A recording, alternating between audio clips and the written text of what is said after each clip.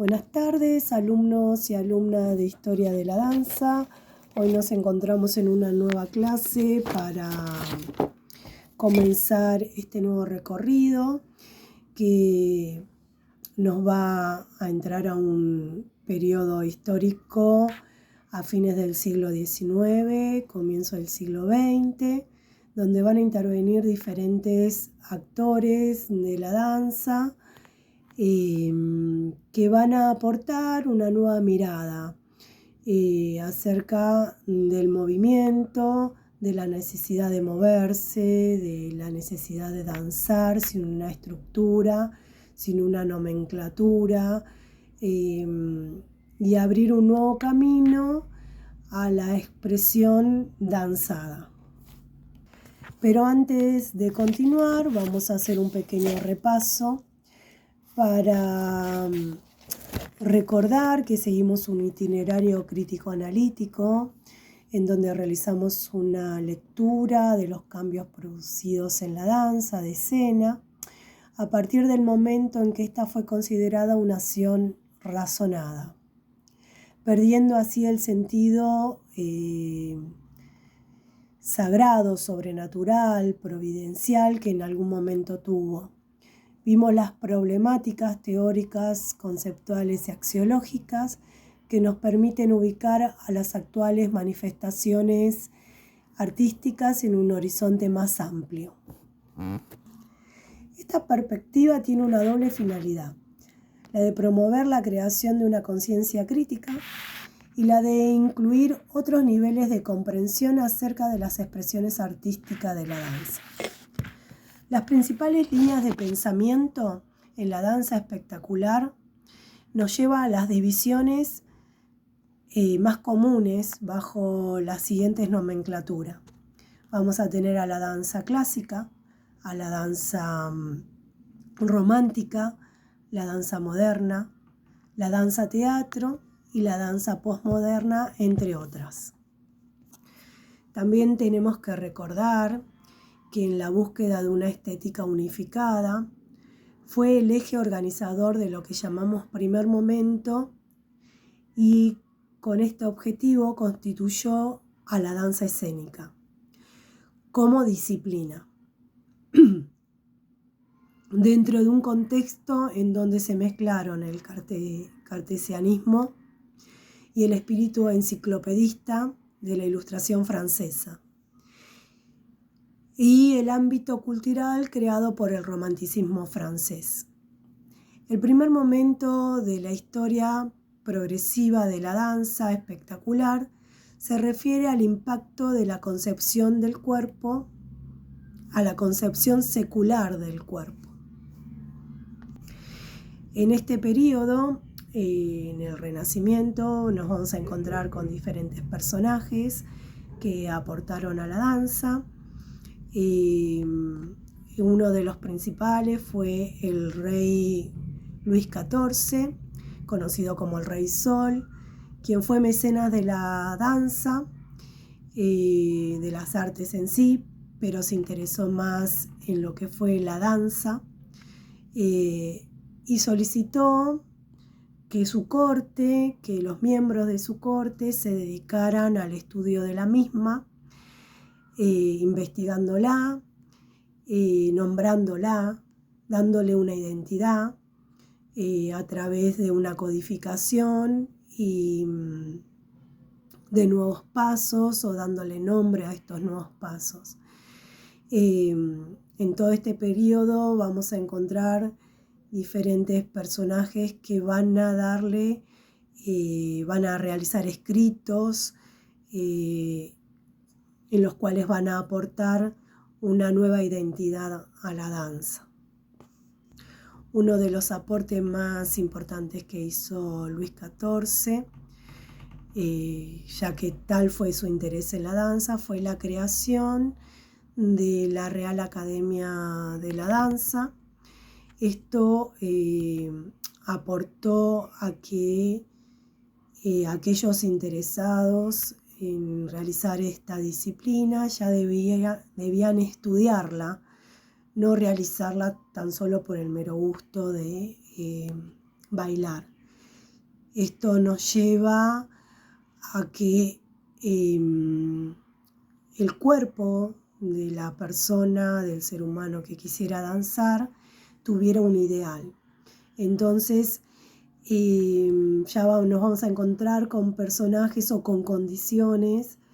que van a necesitar, van a tener la necesidad de un ideal de cuerpo distante del cuerpo y de los movimientos ordinarios. Ya la danza se va a basar en una geometría y la experiencia estética de este arte va a dejar de ser algo inmediato. Bueno, esto fue lo que fuimos viendo en las diferentes clases y nos fuimos adentrando en cómo surgió la danza académica y cuáles fueron, digamos, sus principales objetivos durante todo este periodo. Va a transcurrir mucho tiempo, la danza va a sufrir diferentes cambios, va a pasar de ser una danza de corte a ser una danza de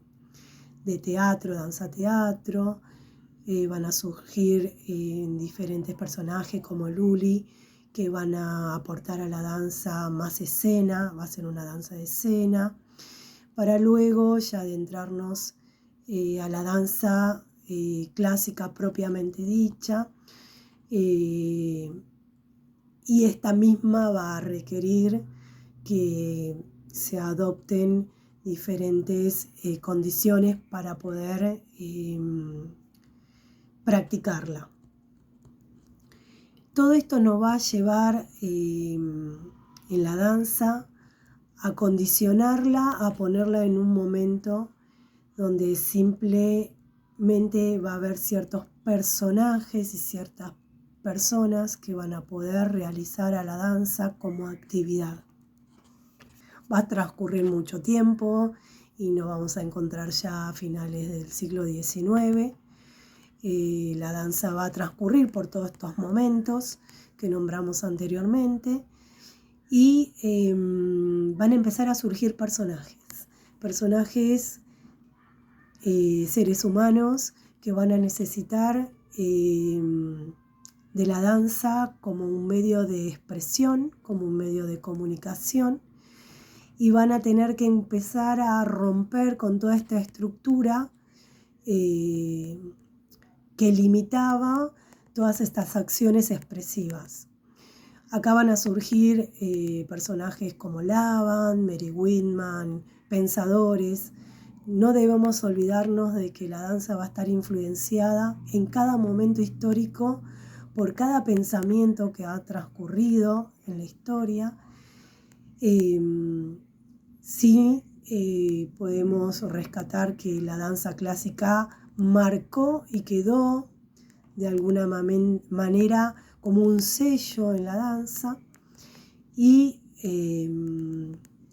al cual diferentes personajes como Mary Whitman, como dije anteriormente, Laban, Isadora Duncan, van a entrar y romper con toda esa estructura para aportar una nueva mirada de la danza. El surgimiento de diferentes personajes como pone en tela de juicio qué es la danza y nos trae este pensamiento, si la danza deja de ser un arte, si la danza es un arte, qué es danza, qué es arte, son lo mismo. Para hacer arte es necesario que siga siendo danza clásica, o para hacer arte podemos tener otros caminos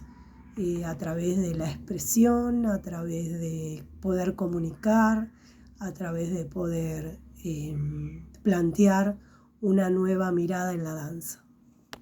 Como venimos diciendo, estos personajes abren un nuevo camino, a una nueva manifestación danzada, dando origen a la danza moderna. Vamos a tener en lo que es Alemania a Mary Whitman con una danza más expresionista, en Estados Unidos a Isadora Duncan con una danza libre, que todo esto nos va a llevar a esta actualidad, al día de hoy, donde la danza se deja de ver como algo estructurado y comienza a abrir un camino de expresión, de poder decir y comunicar al otro. Especialmente en nuestro profesorado, que es el profesorado de expresión corporal, podemos tomar como percursora de nuestra carrera a Isadora Duncan, que nos va a aportar esta necesidad de poder expresar a través de los movimientos nuestras sensaciones, nuestras percepciones del mundo, de la naturaleza, de lo que nos rodea, de lo que nos interpela, a través de leer un texto, de ver una imagen, de escuchar una música. Todas estas ideas que revolucionaron la danza a fines del siglo XIX, principio del siglo XIX, principio del siglo XX, van a dar origen a estos personajes y en particular a nosotros, a Patricia Stokoe, quien va a ser también investigadora dentro de la danza, también parte de una danza codificada para luego explorar estas nuevas ideas y dar un nombre, una identidad a esta danza libre en nuestro país, en Argentina, como expresión corporal. Esto pareciera como que es un simple nombre, pero nos da una identidad. Es una danza que va a tener contenido, va a tener toda una argumentación, a tal punto que va a ser hoy en día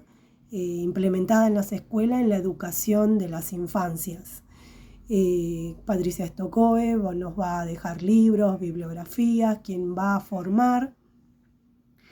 y nos va a dar las herramientas para poder llevar la danza a todos, no ya a cierto grupo de personas dedicadas a la danza, sino a todos, para que todos puedan construir su propia danza. De alguna manera no podemos dejar de olvidarnos y de tenerla en cuenta a Patricia Stokoe, ni tampoco así como a Lola Brinkman, quien contemporánea también de Patricia, no tan solo agarra esta disciplina de Patricia, sino que la hace profesional, arma un profesorado y nos da la posibilidad de estudiar y de recibirnos como profesores y profesoras de expresión corporal, pudiendo llevar todos estos conocimientos que fuimos adquiriendo a través de la carrera a las aulas, a la comunidad. Bueno, los dejo con este pequeño repaso y esta introducción para que entremos a este nuevo periodo de la historia de la danza y así también poder analizar el siguiente caso que voy a dejar en el aula. Vamos a hablar de Isadora Duncan, de esta bailarina,